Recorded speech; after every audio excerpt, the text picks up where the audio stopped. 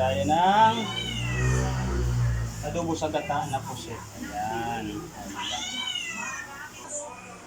Sunog naman ako.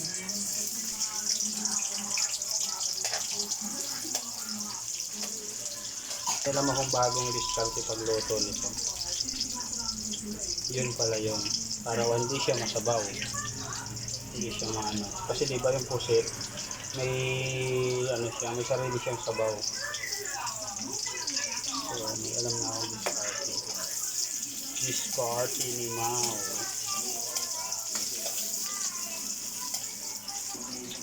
Hindi mo ba alam?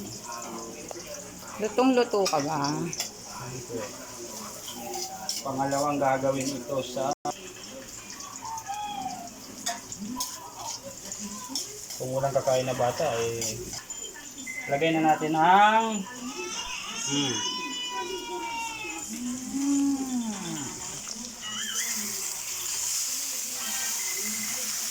yan, kailangan ito gigisahin natin talaga para malis yung kanyang lansa.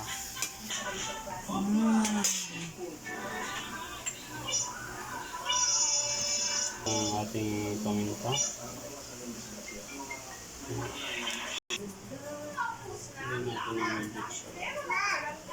5 minutes para manuot yung paminta ingredients. Ayun o. May kasamang magluto yung papa. Ayan o. Oh. May kasamang magluto yung papa. Talaga o. Pakarga o. Di ba yan? Nilipot namin. Ayan, lagay natin ang pangalawang gata. Ayan yung ating pangalawang gata. Lagay na natin. Kukuntiin mo. Ako tuloy yung ano. Ang dami ng tubig oh. Kasi nga ang nilagay mo. Matubig na yan. Ayan, tinanggal muna natin ang laman. Kasi para hindi siya kumunat. Ayan muna yung laman natin. Mamaya natin ilalagay kapag malapot na yung ating sabaw. Antayin natin na maging malapot ito.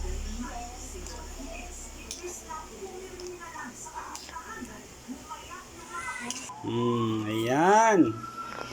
Malapit na. Ang sawap na talaga.